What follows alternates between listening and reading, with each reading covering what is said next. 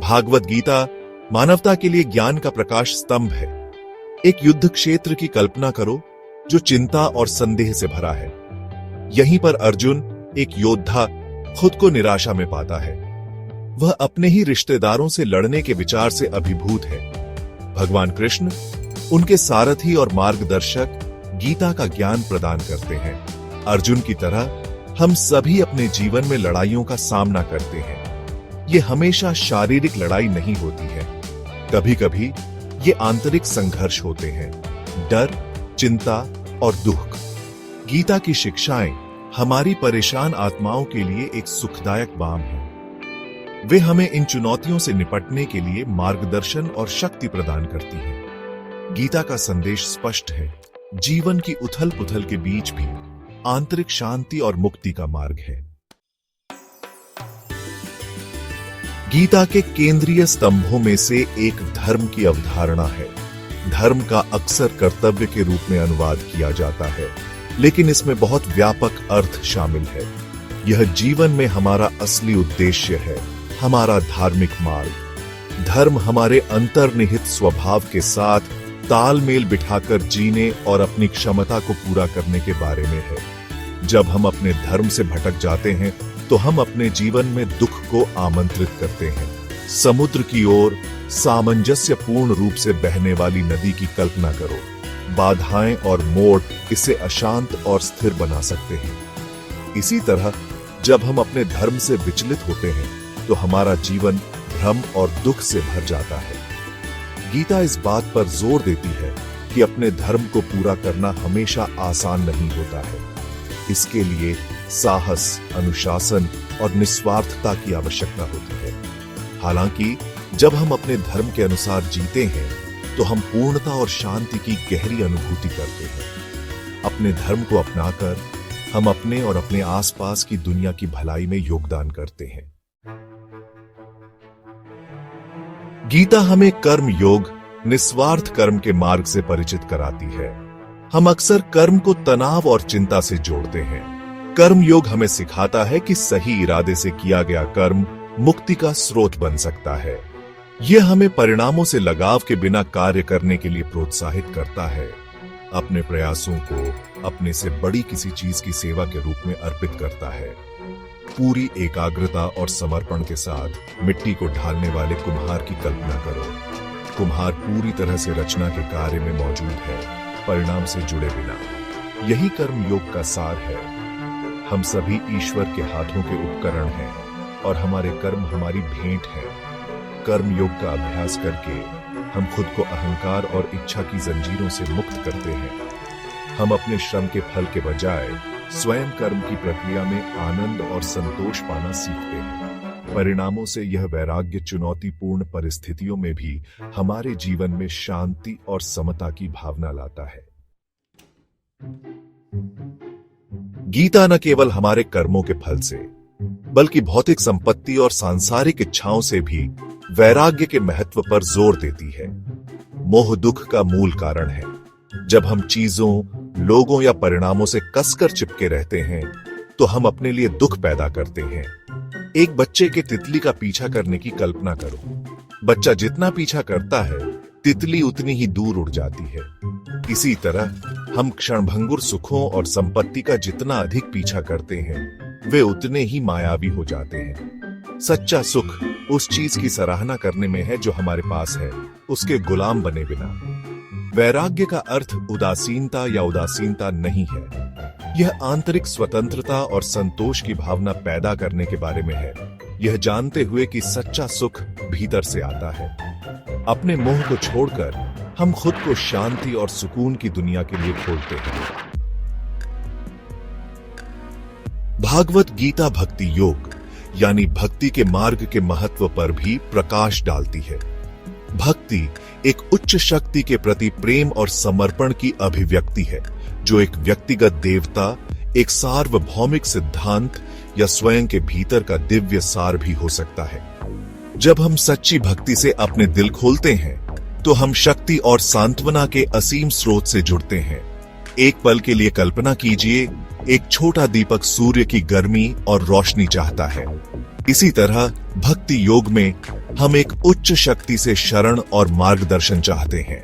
प्रार्थना, ध्यान और निस्वार्थ सेवा के कार्यों के माध्यम से हम ईश्वर के साथ एक गहरा संबंध विकसित करते हैं।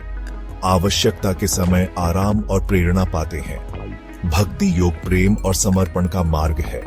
यह अहंकार को दूर करने और सभी प्राणियों के साथ हमारी परस्पर जुड़ाव को पहचानने के बारे में है। भक्ति के माध्यम से हम शांति की गहरी अनुभूति करते हैं, यह जानते हुए कि हमारे यात्रा में हमेशा हमारा समर्थन और मार्गदर्शन किया जाता है। भाग 6, सच्चा ज्ञान। दुहक पर विजय पाने के लिए स्वयं का अनावरण। गीता ज्ञान योग, ज्ञान और आत्म साक्षात्कार के मार्ग के महत्व पर जोर देती है। गीता के अनुसार सच्चा ज्ञान केवल बौद्धिक समझ नहीं, बल्कि हमारे वास्तविक स्वरूप का गहन बोध है। यह हमारी अंतर्निहित दिव्यता और परम चेतना से हमारे संबंध को पहचानने के बारे में है। धूल से ढके दर्पण की कल्पना करो। दर्पण का असली परावर्तक स्वभाव तब तक छिपा रहता है जब तक धूल साफ नहीं हो जाती। इसी तरह हमारा असली स्वरूप अज्ञानता और भ्रम से ढका रहता है। ज्ञान योग इन आवरणों को हटाने और शाश्वत आनंदमय प्राणियों के रूप में हमारी असली पहचान को महसूस करने के बारे में है। जब हम अपने वास्तविक स्वरूप को महसूस करते हैं, तो हम अहंकार की सीमाओं और जन्म और मृत्यु के चक्र से ऊपर उठ जाते हैं। हम समझते हैं कि दुख और पीड़ा अस्थायी अनुभव है, जैसे समुद्र की सतह पर लहरें। यह एहसास मुक्ति और आंतरिक शांति की गहरी अनुभूति लाता है। भाग 7, व्यावहारिक ज्ञान। अपने दैनिक जीवन में गीता को जीना। गीता की शिक्षाएं अमूर्त दर्शन के दायरे तक ही सीमित नहीं हैं। वे दैनिक जीवन की चुनौतियों से निपटने के लिए व्यावहारिक मार्गदर्शन प्रदान करते हैं। धर्म, कर्म योग, वैराग्य, भक्ति और आत्म साक्षात्कार के सिद्धांतों को हमारे जीवन के सभी पहलुओं पर लागू किया जा सकता है।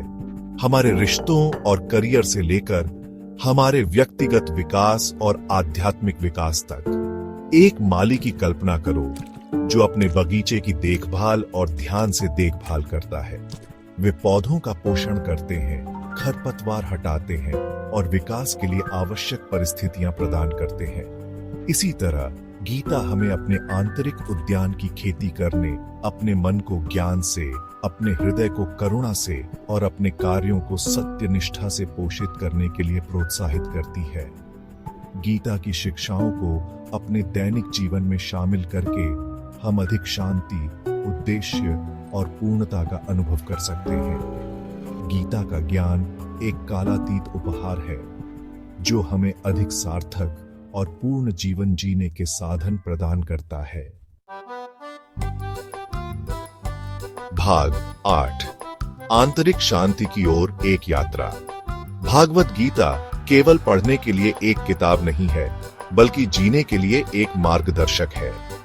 यह कर्म का आह्वान है जो हमें आत्म खोज और आध्यात्मिक विकास की यात्रा शुरू करने का आग्रह करता है।